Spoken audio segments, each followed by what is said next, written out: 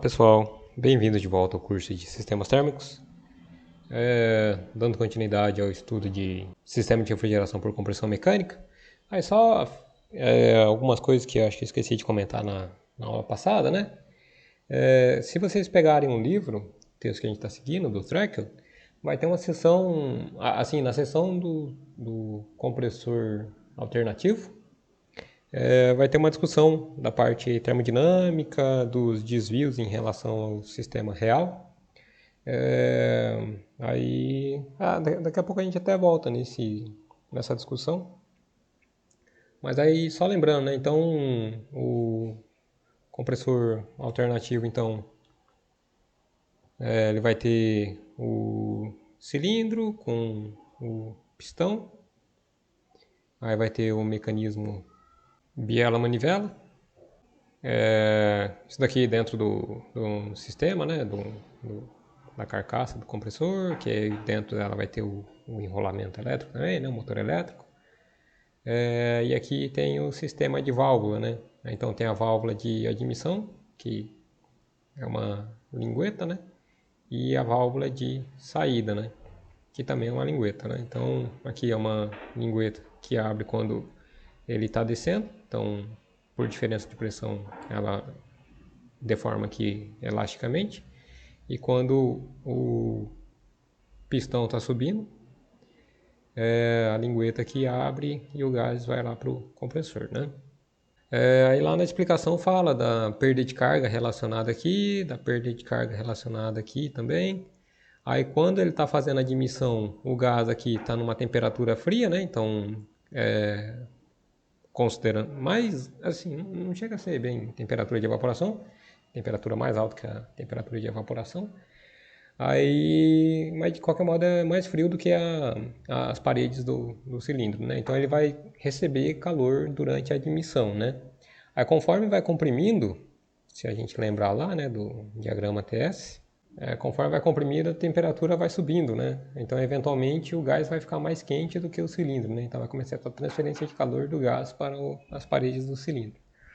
Aí tem algumas metodologias na literatura para fazer o cálculo dessa transferência de calor. Mas no geral é aproximação, né? Então é difícil calcular, né? Que é um problema dinâmico aí. Se pegar um motor 2 polos, vai estar trabalhando a 3.500 RPM. Então é um tanto complicado de modelar, né? Mas aí para quem tiver interesse, tem essa seção do livro, né? Mas se quiser dar uma olhada na parte de modelagem, tem um modelo na literatura que é relativamente simples, então do preço 2007.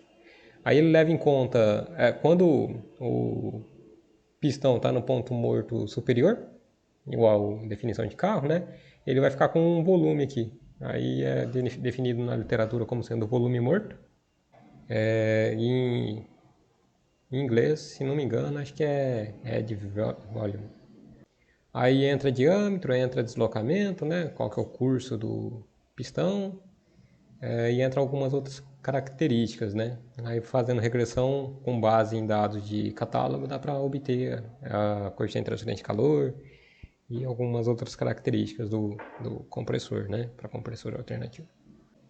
Outra coisa que eu acabei não comentando é que as conexões de refrigeração são um pouco diferentes das conexões convencionais, né? Dependendo do tipo de sistema que você quer fazer vedação, por exemplo, você tem, sei lá, uma tubulação, você quer rosquear ela em um outro material, né? Aí, quando se deseja vedação, o normal para alguns tipos de conexões é utilizar a conexão cônica, né? Então, rosca cônica. Aqui está exagerado, né? Mas na prática é bem mais suave o cone. Então, por exemplo, se aqui for uma tubulação, né? E o buraco também é cônico. Aí no caso dos processos de refrigeração, é um pouco diferente disso daqui, né? O padrão, como é que funciona? Então, se tiver um tubo, por exemplo, é utilizada uma ferramenta cônica, aí ela é pressionada aqui contra a tubulação, aí tem uma forma aqui, né, por fora. Após fazer essa deformação aí, o tubo passa a ter um formato cônico, então ele fica com uma abertura aqui. E antes de fazer essa deformação aqui no tubo, é passado uma porca aqui, né? Então é uma porca de rosca reta e a conexão macho é uma conexão cônica, né? Então, e aqui tem a rosca macho. Então aqui é uma rosca fêmea, rosca macho aqui. Então encosta isso daqui na parte cônica, né? Cone com cone, e essa porca aqui é responsável por fazer a pressão de um com o outro. Aí a vedação aqui se dá de superfície cônica com cônica. Então só os comentários aí que acho que eu deixei passar. Então esse daí é o padrão de refrigeração, né? Tá. Aí agora a gente vai passar para a solução de um exemplo, né? Só que aí o exemplo utiliza o conceito de irreversibilidade. Aí a gente acabou não discutindo esse conceito na revisão de termodinâmica. Então vamos só colocar aqui rapidinho, né? Então, como a gente vai tratar de componentes do ciclo, então vamos dar um tratamento por volume de controle. Então, segunda lei da termodinâmica para volume de controle. Bom, para um sistema, então vamos pegar aqui um sistema arbitrário. A segunda lei na forma matemática, né, que relaciona com a entropia, o que ela fala, né? Então fala que a taxa de variação temporal da entropia do sistema ao longo do tempo, taxa de variação temporal da entropia do sistema é igual ao quê? Bom, isso aqui é maior igual a Q ponto sobre T, onde Q ponto é a taxa de transferência de calor. E o porquê que ele é maior, né? É devido à irreversibilidade, né? Então, isso seria igual aqui se fosse um processo reversível. Então, para processos irreversíveis, ou qualquer tipo de processo, né? Então, teria taxa de variação da entropia do sistema, como sendo Q ponto por T, mais a taxa de geração de irreversibilidade, né? Aí, para processos reversíveis, isso aqui vai ser igual a zero, né? Então, isso aí. Aí, no exemplo aqui, a gente vai ter que... Quer dizer, aí agora, isso daqui é para a parte sistema, então vamos fazer a aplicação dela para volume de controle, né?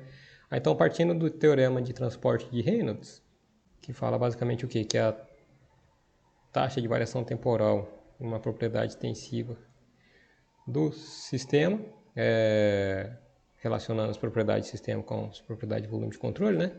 É igual a integral ao longo do volume de controle, aqui taxa de variação temporal, na verdade, né?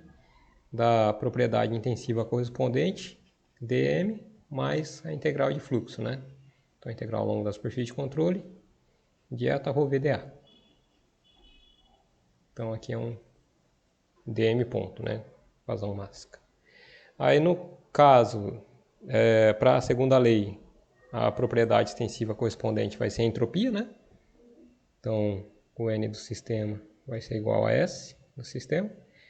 E a propriedade intensiva vai ser a entropia do sistema dividido pela massa, né? Então, vai dar entropia específica, chamar de Szinho. Aí, dN dt, a gente viu aqui, né? Que vai ser o ds dt, que é o Q ponto mais taxa de geração de entropia. Então, só substituindo, a gente chega aqui. Q ponto por T no volume de controle, mais taxa de geração de irreversibilidade do volume de controle, que é igual del T, integral ao longo do volume de controle, entropia específica, ρ dV, mais integral ao longo da superfície de controle de entropia específica, ρV, produto escalar, dA. Então, essa daí é a equação 1 da segunda lei da termodinâmica para um volume de controle. Então, na forma integral, né? Aqui a gente vai, em geral, a gente vai estar tratando de processos em regime permanente. E podemos assumir também propriedades médias nas seções com fluxos, né? Então a gente fica com Q ponto por T, mais, vou suprimir o subscrito volume de controle, que aqui a gente já meio que entende que se trata de volume de controle, né? Aí se tiver só uma entrada e uma saída, a gente fica com M ponto, vezes entropia específica na saída, menos entropia específica na entrada. Então, aí na forma mais simplificada, né? Então, vamos passar lá para o nosso enunciado do problema. Então, seja um sistema de refrigeração em estágio simples, resfriado a ar, operando com R22 em condições de regime permanente. Aí vamos considerar que ocorre perda de pressão ao longo do sistema, né? Então, aqui está a representação do sistema de refrigeração, né? Então, aqui tem o evaporador, aí tem a linha de sucção, que liga o evaporador com o compressor. Aí tem o processo de compressão, transfere calor com o ambiente. Aqui tem a linha de descarga, né? Que liga o compressor com o condensador. Aqui também tem transferência de calor com o ambiente. Aqui também tem transferência de calor com o ambiente. Tem rejeição de calor para o ambiente aqui no condensador. Aí depois tem a linha de líquido, né, que liga o condensador com o dispositivo de expansão. Aí, dependendo do tipo de sistema, o dispositivo de expansão fica bem próximo do evaporador, né? Por quê? Porque aqui está vindo um fluido com temperatura ligeiramente acima do ambiente. Aí tem a expansão, ele já fica frio, né? Se colocasse o dispositivo de expansão aqui atrás, ficaria esse trecho aqui frio e ele ficaria recebendo energia do ambiente, né? Mesmo com o isolamento térmico, teria uma adição de energia, né? Então, a parcela correspondente à transferência de calor no evaporador, que é a região de interesse, né? Ficaria um pouco menor. Então, idealmente, o dispositivo de expansão fica próximo ao evaporador, né? Então, ocorre perda de pressão ao longo do sistema, assim como ocorre transferência de calor também com o ambiente, né? Então, sejam os seguintes parâmetros de operação do sistema. Então, temperatura ambiente, 30 graus, temperatura do ambiente refrigerado ali, menos 6. Carga térmica de 7 kW, potência de compressão 2.237 kW, potência do ventilador do condensador 0,15 kW e do evaporador 110 watts, né? Aí aqui já tem alguns dados de medição de pressão e temperatura. Aí aqui eu já organizei também os valores de entalpia, entropia e volume específico, né? Em cada um dos pontos aqui. Então, ponto 1 é na saída do evaporador, 2 entrada do compressor e assim sucessivamente, né? Então reparem que do 1 para o 2, aqui a gente tem uma perda de carga, né, de 7 kPa. Não é desprezível, né? Significativo até. Aí de 3 para 4 também tem uma perda de carga. E de 5 para 6 também tem perda de carga, né? Perda de carga ao longo da tubulação. Assim como o processo aqui de transferência de calor também tem perda de carga, né? Então, sai de 320 e vai para 310. E aqui no condensador vai de 4 para 5. Então aqui também tem uma perda de carga significativa, né? E tem as medições de temperatura aqui. Aí pede-se, determine a transferência de calor em cada componente e a irreversibilidade de acordo com a segunda lei em cada componente, né? Mostra que a irreversibilidade total multiplicada pela temperatura ambiente é igual à diferença de potência real consumida pelo sistema e a potência de Carnot. Então tem até uma representação aqui no diagrama pH de como que fica, né, o sistema.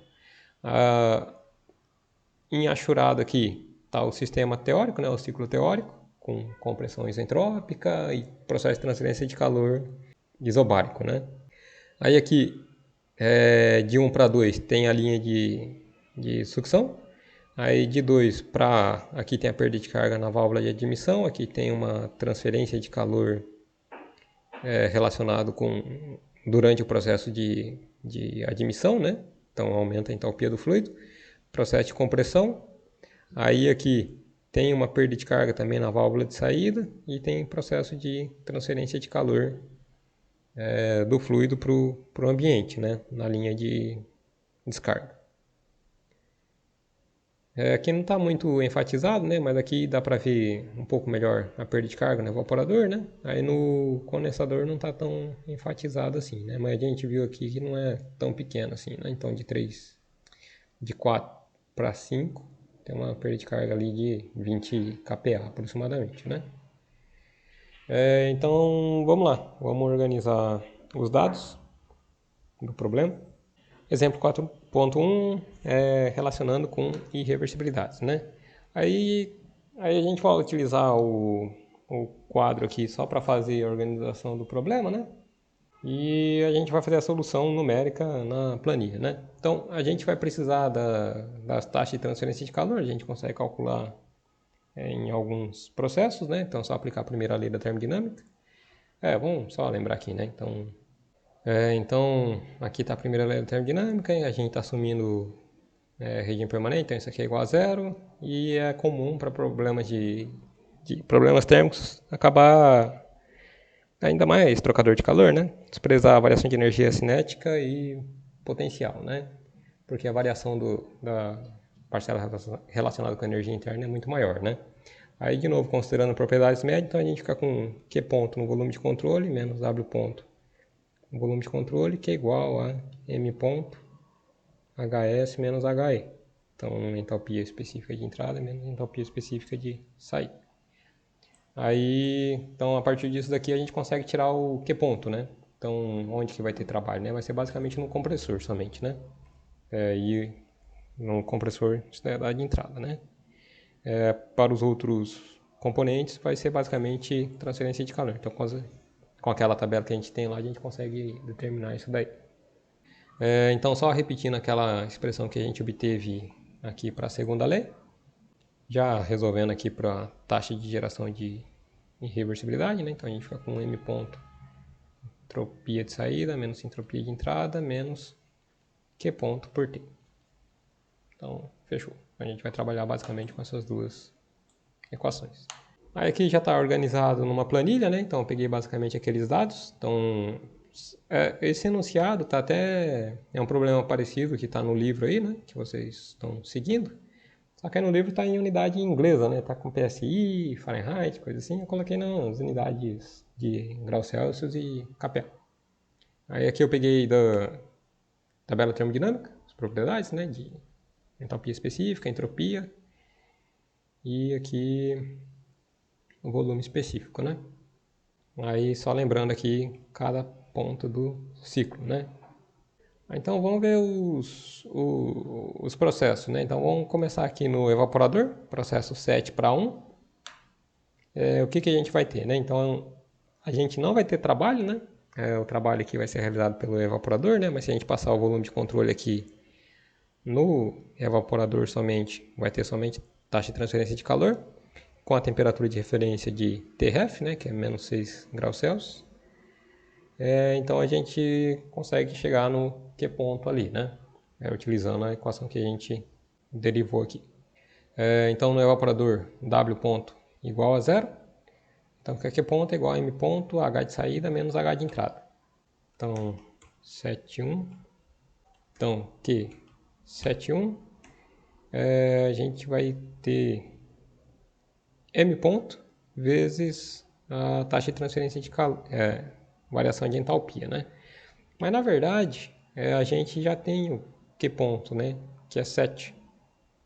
Mas a partir dessa expressão a gente consegue determinar o M ponto, né? Então a gente tem isso aqui como sendo 7 kilowatts. Aí de novo, então 7,1 é igual a M dot vezes H7 menos H1. Aí aqui a gente acha o M ponto, né? Que vai ser a vazão máxima ao longo do circuito todo. Na verdade aqui é H1 menos H7, né? Então aqui a gente tem a vazão máxima. Então só repetindo, né? Vai ser taxa de transferência de calor dividido por ΔH. A partir disso a gente consegue, a partir do M ponto, a gente consegue calcular para os outros processos, né? Então de 1 para 2, a linha de sucção, que é saída do evaporador e entrada do condensador. Não tem realização de trabalho, né? Então vamos calcular o que 1, 2. Então vai ser o M ponto, até dar nome aqui, chamar de M dot. Então a gente vai ficar com M dot, M ponto vezes H2 menos H1. Então aqui está em kilowatts. Aí se a gente voltar lá naquela expressão que a gente tinha derivado, né? Que é essa daqui, a gente consegue determinar a taxa de geração de irreversibilidade, né? Então só para ir um pouco mais rápido aqui, então eu organizei aqui os dados. Então aqui tem a capacidade frigorífica, 7 kW. Eu fui dando nome aqui, né? Então, para as variáveis, para chamar ela mais facilmente. Temperatura de refrigeração, então é 273 menos 6, que está no enunciado, né? Menos 6 graus Celsius. potência de compressão 2.237, potência de ventilador do condensador, potência de ventilador do evaporador. Tá, então a gente achou o M ponto aqui a partir do análise de volume de controle no evaporador, né? Então a gente sabe o que ponto, sabe a entalpia de entrada e saída. A partir disso, utilizando aquela expressão lá que a gente tinha derivado, essa daqui, né? A gente consegue chegar na irreversibilidade do processo, né? Então vai ser M ponto, a entropia de saída, tá? Vai ser S1, nesse caso aqui, menos S7, menos Q17, que aqui vai ser o input, né? A capacidade frigorífica, dividido pela temperatura de refrigeração, né? Então já está tudo organizado aqui, M ponto, delta S, menos Q ponto, dividido por temperatura de refrigeração. Na linha de sucção, então linha de sucção está aqui, de 1 para 2, né? Liga o evaporador com o compressor. Tem transferência de calor aqui com o ambiente, aí não tem realização de trabalho, né? Então se a gente voltar aqui nessa equação, W ponto é igual a zero, então a gente acha que ponto que é igual a M ponto delta S. Então já fazendo isso daí, então a gente vai M ponto delta H e fazendo o mesmo procedimento aqui para calcular a irreversibilidade, então a gente chega nesse valor de irreversibilidade, né? Aí no compressor, voltando lá para a expressão, né? Aí a gente tem um W ponto diferente de zero, passa ele para o outro lado, ele vem positivo, então vem mais W ponto volume de controle. Só que aí lá como tem realização do trabalho do meio sobre o volume de controle, né? Sobre o fluido, ele entra negativo, né? Então entra menor que zero. Aí então só colocando a expressão aqui, então fica M ponto delta H menos W ponto comp, né? Que ali o valor que está aqui está positivo, né? Então deveria entrar negativo aqui, então coloco o sinal menos. E a irreversibilidade, mesma coisa, né? Então M ponto delta S menos Q ponto dividido pela temperatura de referência para transferência de calor. O compressor aqui transfere calor para o ambiente, né? Aí vamos repetindo o processo aqui para os outros trechos. Então, linha de descarga, mesma coisa, né? Então, transfere aqui até um bom tanto de energia, né? 350 watts. Reparem que o compressor transfere na ordem de 218 watts para o ambiente. Aí depois, então aqui não tem realização de trabalho e aqui tem o cálculo da irreversibilidade. No condensador, mesma coisa, né? Então a gente passa o volume de controle aqui no entorno do condensador, então o trabalho de ventilação não entra nessa análise, né? Então a gente chega basicamente em um ponto ΔH. Aqui a gente calcula a irreversibilidade, né? A taxa de transferência de calor também é com o ambiente externo. Aí a linha de líquido na saída do condensador para o dispositivo de expansão. Também não tem realização de trabalho, né? Então em ponto ΔH, cálculo da irreversibilidade. Aí na expansão, a taxa de transferência de calor era para ser desprezível, né? Então a gente vê aqui que é nulo de fato, então em ponto ΔH, que é um processo normalmente modelado como sendo isentálpico. E a irreversibilidade a gente calcula do mesmo procedimento, né? Então em ponto ΔS menos Q ponto por T. Então a gente chegou nos valores de irreversibilidade.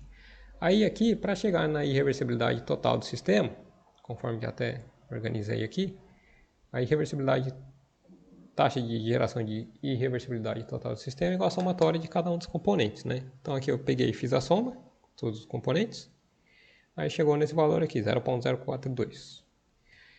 Reparem que a fração correspondente ao compressor é aproximadamente 30%, né? Então se a gente vê aqui, 10 a menos 4, 10 a menos 4, 10 a menos 4, 10 a menos 4, 10 a menos 5, 10 a menos 4. Só o compressor que é 10 a menos 3, então uma ordem de grandeza maior, né? Então 31%. Aí se a gente fizer ITOT vezes temperatura ambiente, conforme está aqui, né? Somatória da irreversibilidade e temperatura ambiente, a gente chega nesse valor, 1.29 que pode ser encarado como sendo a quantidade de trabalho perdido, né? Quantidade trabalho perdido. Aí se a gente voltar aqui no enunciado do problema, então mostrar que a irreversibilidade total multiplicada pela temperatura ambiente é igual à diferença de potência real consumida pelo sistema e a potência de Carnot. Aí como que a gente chega na potência de Carnot, né? Então só, já até organizei aqui também. Se vocês lembrarem lá da aula quando a gente estava discutindo, segunda aula, se não me engano, falamos do COP de Carnot, né? Então é 1 sobre temperatura quente, temperatura fria, menos 1. Tudo em escala absoluta, né? Temperatura quente, no nosso caso, vai ser temperatura ambiente. Temperatura fria vai ser igual à temperatura do ambiente refrigerado. Então, vindo aqui,